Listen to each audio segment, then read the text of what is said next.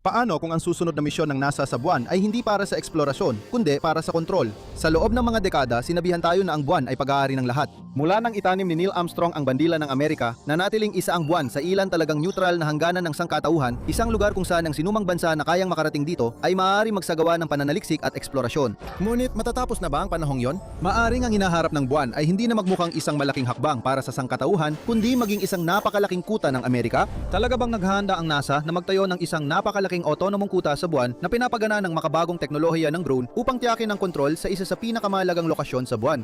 Dahil kung totoo yon, ang bagong karera papuntang buwan ay hindi na tungkol sa kung sino ang mauuna ron. Magiging tungkol ito sa kung sino ang may karapatang manatili. Sa ngayon, ang Shackleton Crater ay isa sa pinakamahalagang lokasyon sa buwan. Matatagpuan ito sa katimugang polo ng buwan at isa ito sa mga pinakakakaibang tampok na geographical ng buwan. Ang gilid ng bunganga ay umaangat ng sapat, taas kaya ang ilan sa mga tuktok nito na tinatawag ng mga tuktok ng walang hanggang liwanag ay nakakatanggap ng sikat ng araw halos 70% ng araw sa buwan. Pero sa loob ng bunganga, ibang-iba ang mga kondisyon. Palaging nababalutan ng dilim, lumilika ito ng isang malamig na bitag na agad nagpapayelo sa lahat ng nasa loob nito. Nasuri na ang bunganga ng mga sasakyang pangkalawakan na walang sakay na tao at ipinakita ng kanilang mga natuklasan na malamang ay may yelo ng tubig dito. Isa ito sa mga pinaka hindi matirang bahagi ng ating nag-iisang satellite at isa rin ito sa pinakamahalaga. Kamakailan lang, inihayag ng NASA ang isang 3 yugtong plano na magbabalik sa Estados Unidos sa buwan sa unang pagkakataon mula noong 1972.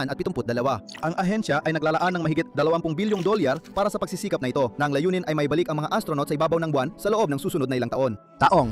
Pero hindi lang ito tungkol sa pagtatanim ng isa pang watawat. Tungkol ito sa pang-ingibabaw. Gusto ng Amerika na magkaroon ng matibay na presensya sa buwan at dito papasok ang ikatlong yugto. Kilala bilang tuloy-tuloy na presensya ng tao, ang programa ay lilika ng isang base sa buwan na kayang tumanggap hindi lang ng mga astronaut kundi pati na rin ng mga pangmatagalang residente. Sa unang pagkakataon, magkakaroon ng sangkatauhan ng permanenteng istasyon sa ibang mundo. Itatayo ito sa Shackleton Crater at magreresulta sa isang napakalaking perimeter sa paligid ng bunganga na sasakop ng mahigit 31,000 milyang parisukat. Hindi lang gagalugarin ng mga astronaut ang buwan, aangkinin din nila ito. Ang plano ay protektahan ng base gamit ang ilan sa pinakamaunlad na teknolohiya ng drone na nalikha kailanman. Imamapa at susubaybayan ng mga drone ang ibabaw ng buwan at kikilos din ang mga ito na mag-isa. Pero hindi lang ito mga kamera, sila ang seguridad. Darating ang mga drone na ito sa ibabaw ng buwan bago pa man makarating doon ng mga tao. Sa kalaunan, gagamitin ang mga ito para gumawa ng autonomous surveillance network habang napupunta sa kontrol ng US ang Shackleton Crater. Pero hindi NASA ang nagsimula ng karera papuntang buwan, matagal na itong nagpapatuloy.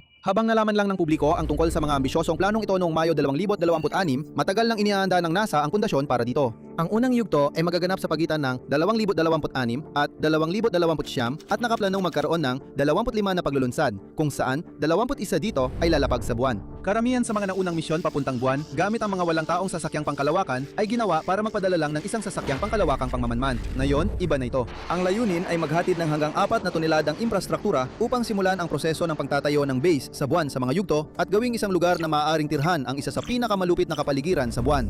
Sa sentro ng plano ng NASA ay ang Mark 1 Endurance Lander na ginawa ng kumpanya ni Jeff Bezos sa kalawakan, ang Blue Origin. Sa loob ng maraming taon, pinanood lang ni Bezos mula sa gilid habang ang SpaceX ni Elon Musk ang namamayani sa makababong karera sa kalawakan. Ngayon, ipinagkatiwala sa kanya ang isa sa pinakamahalagang misyon sa kasaysayan nito at kailangan niyang magtagumpay. Ang unang yugto, na kilala bilang Moonbase 1, ay magsisimula ang Endurance Lander ng mga paunang misyon nito sa buwan. Ang mga unang paglipad na ito ay idinisenyo upang subukan ang kakayahan nito sa pamamagitan ng pagtutok sa Shackleton Connecting Ridge at tiyaking ligtas na gumagana ang mga teknolohiya nito sa paglapag at propulsyon.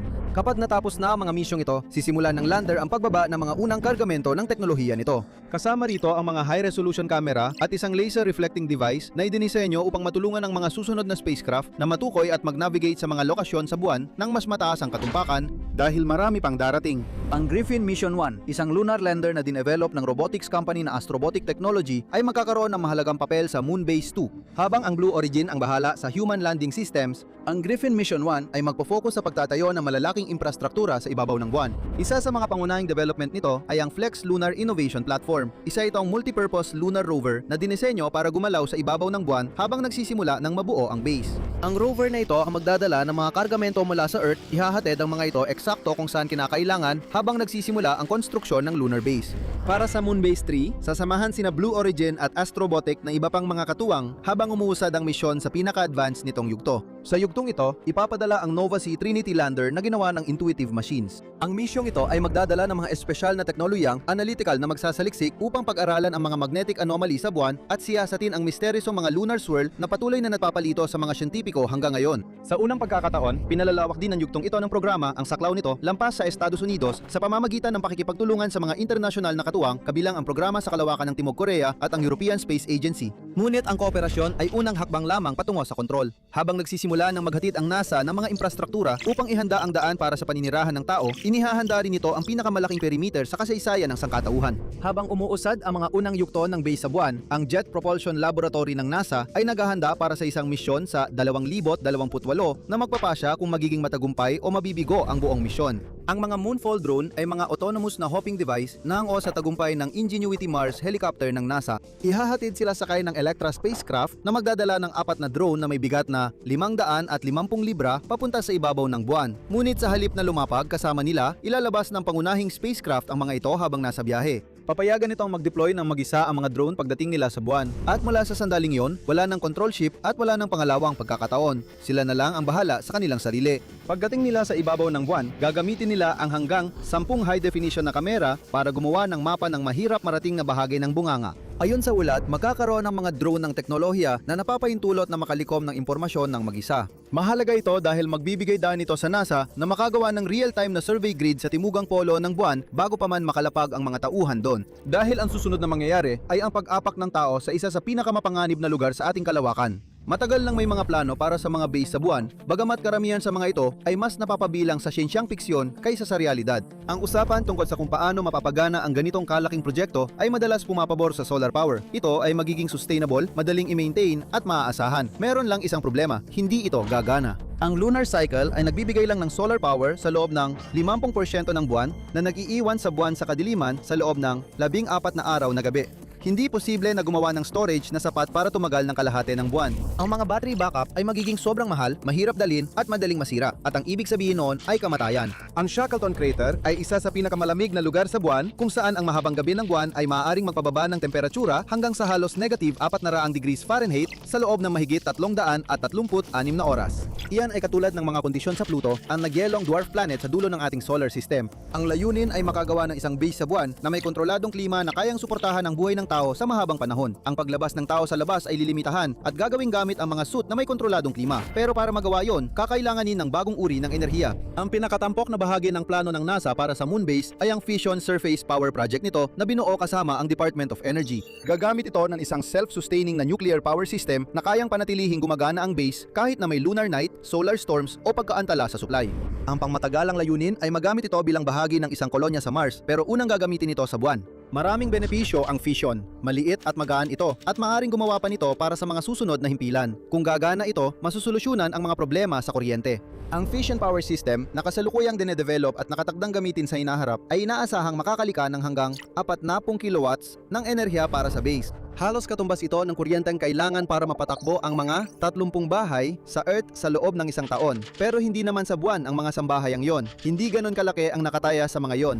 Sa buwan, kapag nagkaroon ng power failure, ilang oras lang ang bibilangin bago magyelo at mamatay ang lahat ng nasa base. Walang puwang para sa pagkakamali dito at ang teknolohiya ay eksperimento pa lang. May likas na panganib para sa sinumang sasali sa proyektong ito sa buwan. Pero ayon sa NASA, sulit ang panganib na yon dahil may isang lihim sa pinakamadilim na bahagi ng Shackleton Crater. Isa na maaring sulit ipaglaban ng buhay. Noong mga unang araw ng space race, ganun mismo yon, isang karera. Ang mundo noon ay nasa gitna ng Cold War kung saan dalawang superpower ang naguunahan para sa kalamangan. Walang nakakatiyak kung ano ang mangyayari kung mauna ang mga Soviet sa buwan. Ipapahayag ba nilang teritoryo nila yon at magbabanta ng pag-atake militar kung may ibang magtatangkang lumapag doon? Sa huli, ang tagumpay ng US ang nagbigay daan sa isang hinaharap kung saan ang huling hangganan ay magiging neutral na teritoryo na maaaring tuklasin ng kahit sino. Ngayon, sinusubukan ng mga tao na mapanatili ito. Ipinakilala ang Artemis Accords noong 2020 bilang isang hanay ng mga di nagbubuklod na kasunduan na humuhubog sa hinaharap ng eksplorasyon sa kalawakan sa ilalim ng Artemis program ng NASA. Sa ngayon, 67 bansa na ang lumagda kabilang ang Estados Unidos, karamihan sa Europa at mga umuusbong na puwersa sa kalawakan tulad ng India, Hapon, Timog Korea, Saudi Arabia at UAE. Ngunit dalawang malalaking manlalaro ang kapansin-pansing wala, ang Russia at China na matagal ng mga karibal ng US sa larangan ng kalawakan at lalo na ang China ay hindi itinatago ang ambisyon nitong magtayo ng sarili nitong base sa buwan.